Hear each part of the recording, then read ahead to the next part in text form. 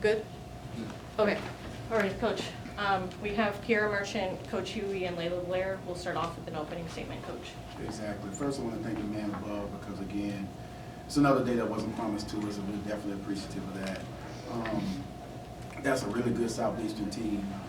That team led Nebraska for 34, 35 minutes in the game, and they ended up losing up there. But they beat Charlotte in the tournament down in Miami. They beat Memphis at Memphis. You know, that team is really, really good, and you see why. Because, again, down the stretch, they know who to go to, and they know how to execute down the stretch and things like that, and they're very well coached.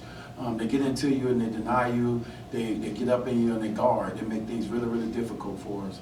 The thing that I was really excited about our group is, and like, understand, like, you have to be resilient.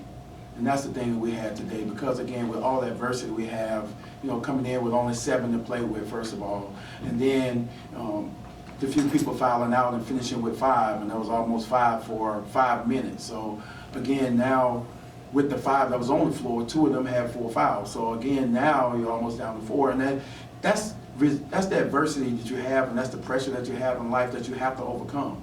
You have to understand that when days like this come, you're prepared for it because you put in the work. You put in the work with the man upstairs, you put in the work on the basketball court, you put in the work in the film, you put in the work to build the camaraderie and the bond with your teammates to be able to get through those kind of games. And I was excited that we were able to be able to do that because, again, at the end of the day, it's about the W's, and it's time that we get on the track to where we're taking care of those wins.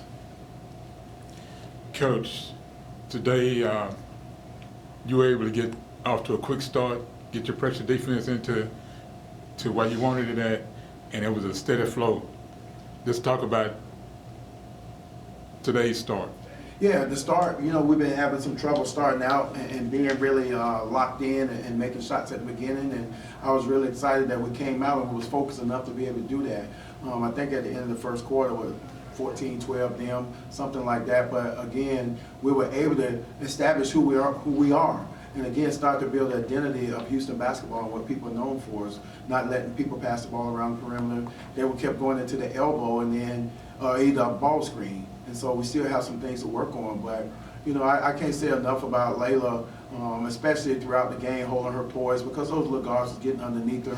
But I knew at some point I just wanted to get her to where we could be able to manage the game and be able to put it in her hands and she'll make the right decisions. Now, the key component for us was Kiera, again, stepping up and being able to do what we need to do because, again, we're reading the book Relentless. And she had a really good statement. And when we had our group session on the road at the last game, and she made just a really good command to herself, and she said she was going to follow it, and I was happy to see her do that. So we wanted to get her in early. She practiced yesterday. I got on her. She stayed with us. She played with good energy yesterday in practice, and we wanted to get her in the game early and see how she go, and she was that deciding factor for us.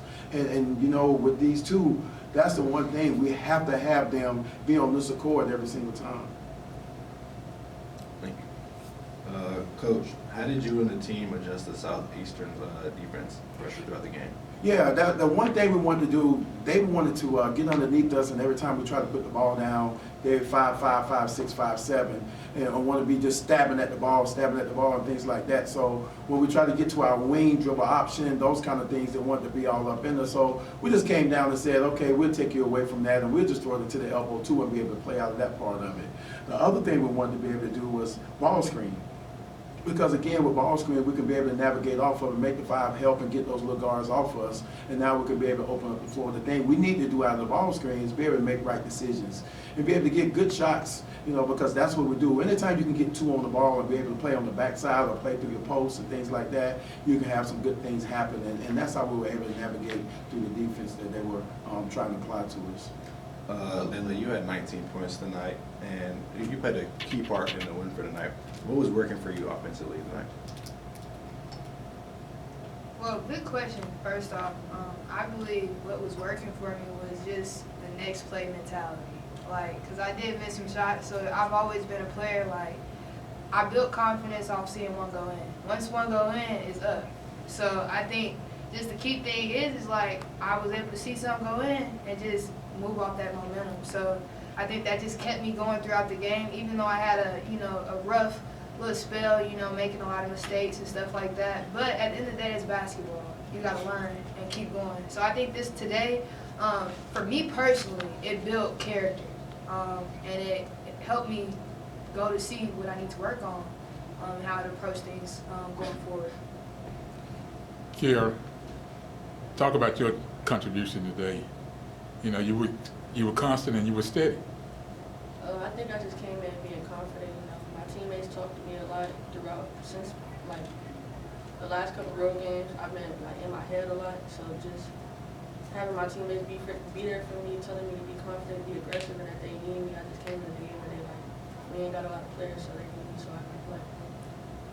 Both of you, coming from both of you all, seems like this road trip was the best thing for the team.